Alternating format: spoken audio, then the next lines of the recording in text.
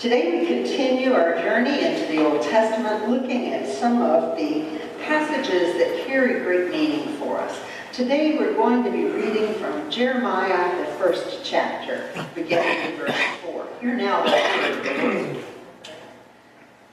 The word of the Lord came to me, saying, "Before I formed you in the womb, I knew you.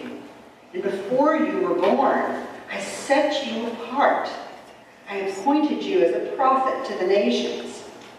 "Ah, sovereign Lord," I said, "I do not know how to speak. I am only a child." But the Lord said to me, "Do not say, 'I am only a child.' You must go to everyone I send you to and say whatever I command. Do not be afraid of them, for I am with you. I will rescue you, declares the Lord." Then the Lord reached out his hand and he touched my mouth and he said to me, "Now I have put my words in your mouth. See, today I appoint you over nations and kingdoms to uproot and tear down, to destroy and overthrow, to build and to plant." God's word for God's people. Thanks be to God. Well, I think from the get-go, God lays down his claim, absolute claim, of absolute and total control over Jeremiah's life. He said, "Before I formed you, I knew, I consecrated, I appointed you." So I think for most of us, the "I knew" part, that's pretty easy to grasp.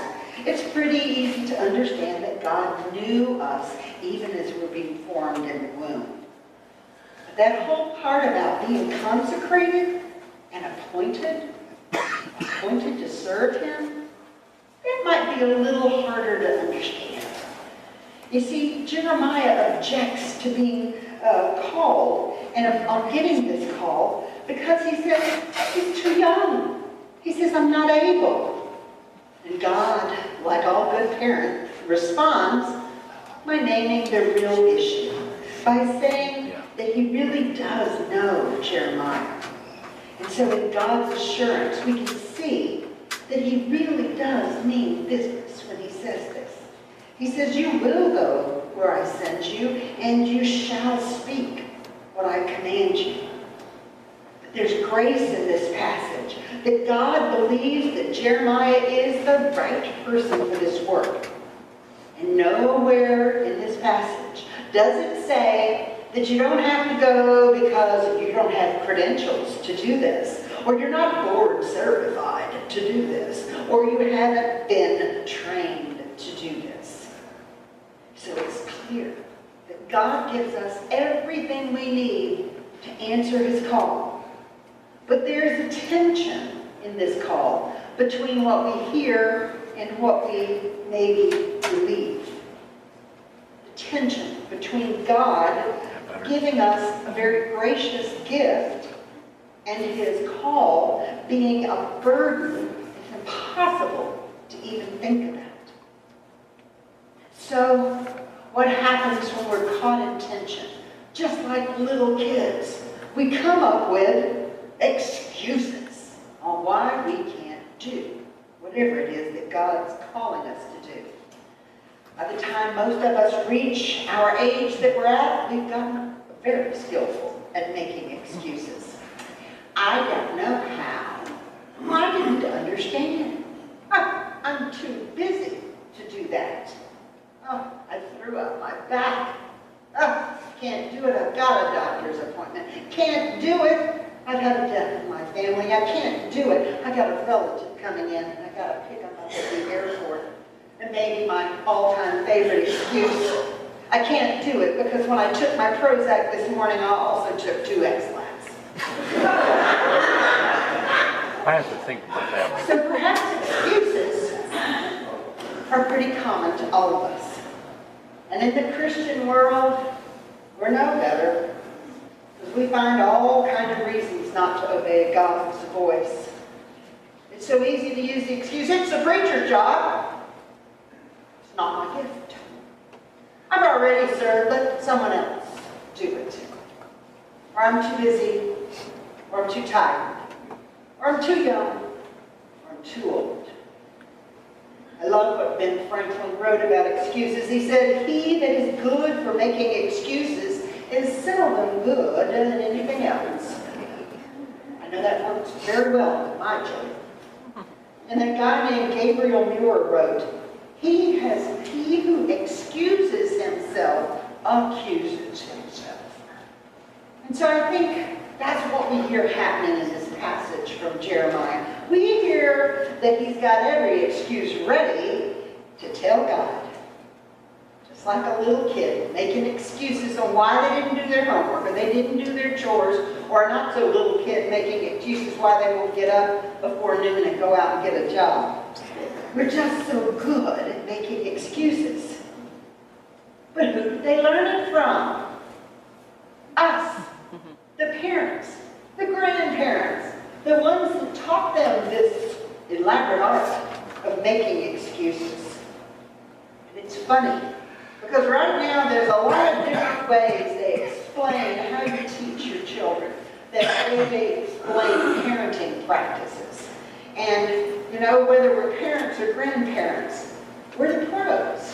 Whatever we've taught them, we can see them live it out in their lives. I think some of the kinds of parenting they've given names to just crack me up. One of the ones that's very popular right now is helicopter parents. We've heard that one before. They take and hover over their children. It's an overprotective father or mother or grandparent. And it discourages the child from being independent. Typical helicopter parent swoops in at any kind of distress or challenge that might confront a child. And the opposite side of that is free-range parents. It's funny, I can see family members and friends in so many of these. Free-range parents. They let their children do whatever they want. No boundaries. Like my cousin, I will never forget that she refused to tell her child no, regardless of what the child was doing, including running out in the street. Free-range parenting. Let them do what they want to do. They don't need boundaries. But then I also saw in my own self the idea of being a tiger parent. Okay? A tiger parent. Someone who really pushes their children to succeed, according to my definition of success. Tiger parents who make their kids do what we want to do instead of it being somewhere in the middle. Then, snowplow parents. Snowplow parents who remove every obstacle in front of the child so their life is easier. And then there's lawnmower parents. Lawnmower parents who will intervene and mow down any obstacle or any person who might take and stand in the way of them saving their child from being inconvenienced. A lot of ways that parents take and go too far. Teachers are very good about communicating, and there's a website, several, but there's a website where teachers have posted some of the things that have happened in their classrooms as a result of some of these parenting styles. One teacher said that in raising children who've experienced minimal struggle, we're not creating a happier generation of kids. We're creating a generation that has no idea what to do when they actually encounter struggle. Another teacher shared a story of being called to the office. And as she went to the office, she figured it was another kid who'd either forgot their lunch money or maybe their asthma inhaler, which was the typical reason she'd be called to the office. But when she got to the office, she encountered a parent of one of her children who was dressed in work clothes, a suit. Clearly the parent had to leave their job. And they were very sheepish when they said, "My kid's been texting me all morning. they only want this special brand of water to drink. As if there were not water fountains all over the school. But that one's kind of tame. Some other long war stories of how parents cheated their children out of understanding how to engage in the challenges of life was a parent who had a high school student who actually asked a teacher to walk their student from class to class so their student wouldn't be late. A parent who requested that someone from the elementary cafeteria blow on their child's food so it wouldn't be too hot. Or the parent who takes and schedules the makeup exam for the high schooler instead of letting the child make their own schedule to get a makeup test done. So, to be clear, this is not about a parent's willingness to help a child succeed. Hannah Hudson, who is the director for WeAreTeachers.com, says, it comes from a parent's repeated efforts to eliminate any and all struggle so that children are ill-equipped when they grow up and actually invariably see life go sideways sometimes. And it's not just helicopter parents. Sometimes there's a growing trend among Christians to believe that we don't need to encounter adversity in our lives. That adversity means that it's for those who don't believe. As Christ followers, everything should be wonderful all the time. But indeed, adversity does come. And these are called spiritual snowflakes. For example, there's a story about a man who, when he found out he had cancer and began the cancer treatment, and it didn't work. And he was concerned that things were not going to work out for him. He proclaimed that he was going to become an atheist since God didn't seem to care anyway. And he doubted the existence of a loving and caring God. And that's not to diminish the stress and the heartache we have when we have something that continues to go wrong for a long time in our lives. It's not to diminish when we face an illness that seems to be incurable. But to elevate such things to a spiritual crisis really reflects a rejection of faith altogether. And it reveals a very shallow and weak faith. Snowflake spirituality is a faith that's never been exposed to a real challenge, or at the very least, the person's never been discipled for a life that will include challenge. A faith that is quick to make excuses on why they think not having God answer their prayers, not answering their needs, as we take and we hear in verse 7 explain to us that God calls us and we are to answer. God calls us even when we think he's not answering what we're asking. God still calls us to serve. In verse 7 he says, you must go to everyone I send you to, and you must say what I command. So the belief of thinking that we're entitled to a life free of difficulty and challenge, and when difficulty and challenge do actually come, is the proper response to shake our fist at God and be filled with doubt and condemnation? Or do we instead spiritually collapse and wallow in self-pity, elevating our issue to something comparable to Christ going to the cross for us? Maybe there's just no spiritual toughness. Maybe there's no spiritual backbone. And this is not an uncommon thing. We all have doubt at times in our life. We all doubt, how can God, if he loves me so much, let me go through these problems? There's confusion. There's bewilderment about why God allows suffering in human lives. And I don't know that anyone can answer all of those questions. But I do know there is at least one answer that we should all know. And that's because one of the reasons is we are allowed to go through pain to strengthen us, to strengthen us. Because what has wounded us most deeply is often what has made us into the people we are now. It's kind of like muscles. You know, where they say, no pain, no gain when you go to exercise. Well, there's some truth to that. Because it is in taking and pushing beyond your comfort level when you exercise that you get those little micro tears in your muscles. And yes, they're uncomfortable.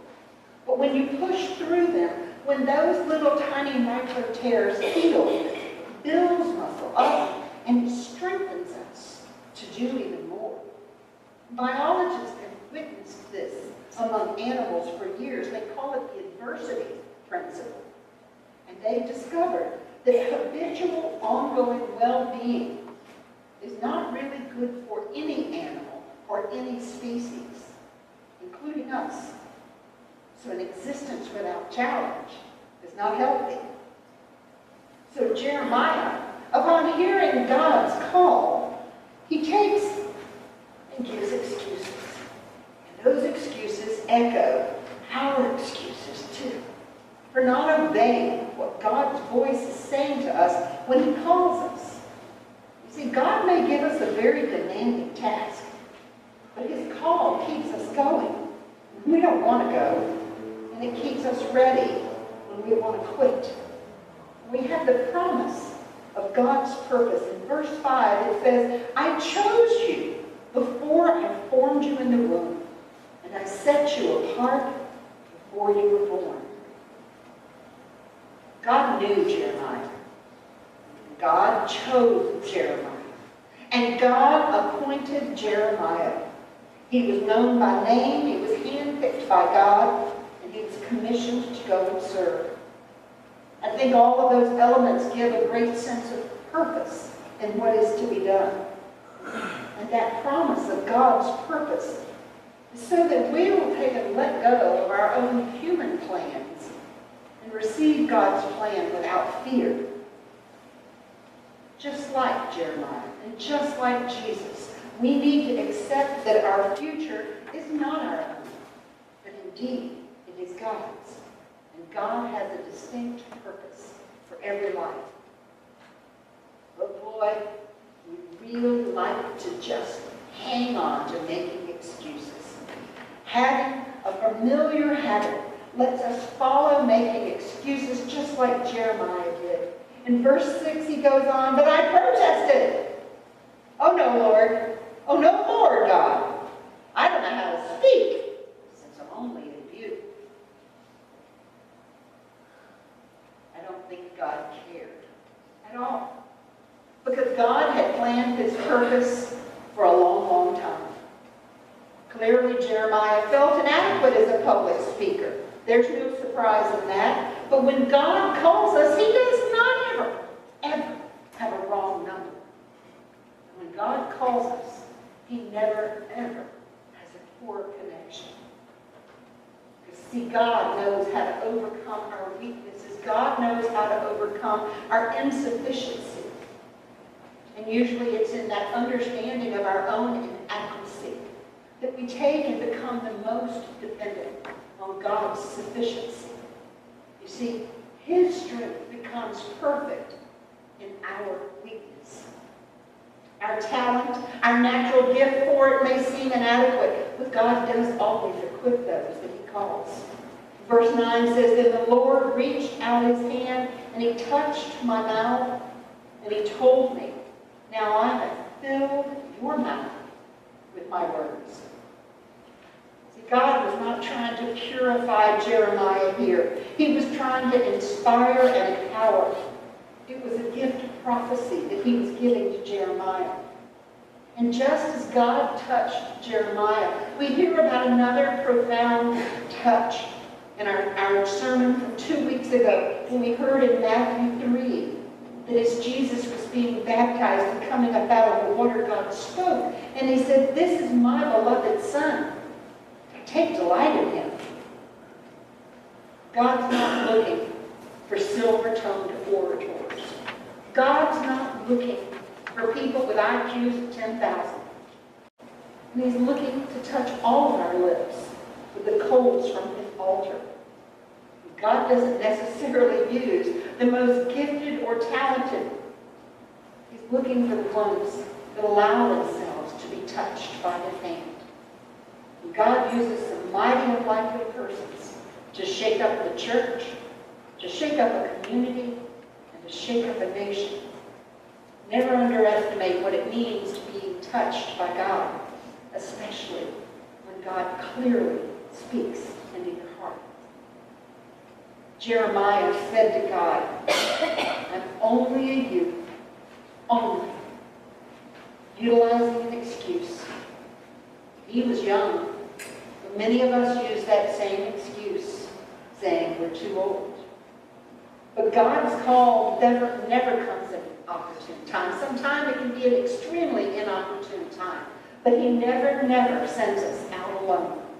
We have the promise of his presence.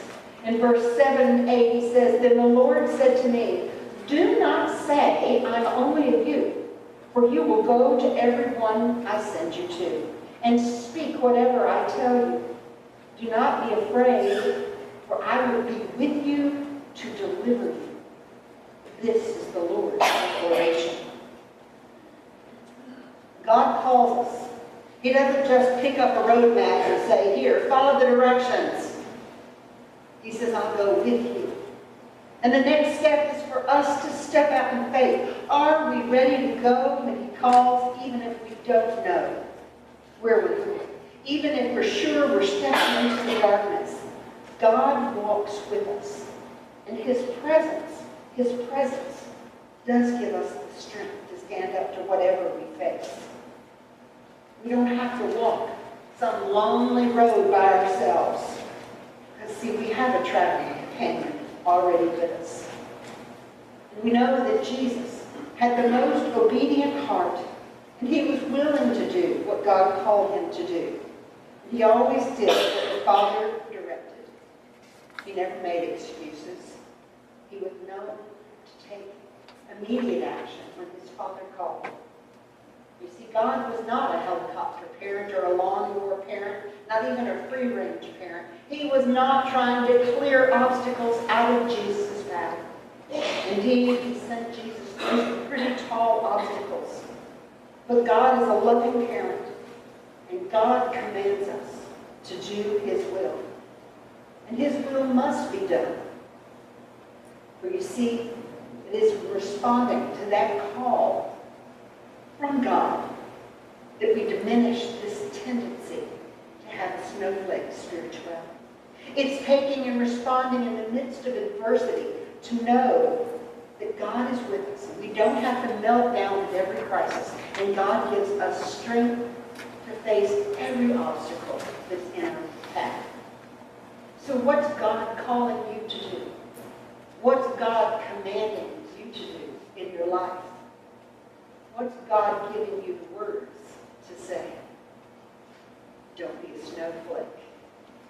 Be strong, Lord. Let us pray. God, it is difficult to step out where we don't know where to go. We know it's hard, Lord, to respond to your call when it's something we feel so ill-equipped to do. But yet, Father, we know that you're there with us, and you give us your strength, and you give us your guidance, and you hold our hands. So let's get going, God. What is your will for each of us this day? And may we hear your voice clearly as we seek to live in a way that pleases you. We pray in Jesus' name.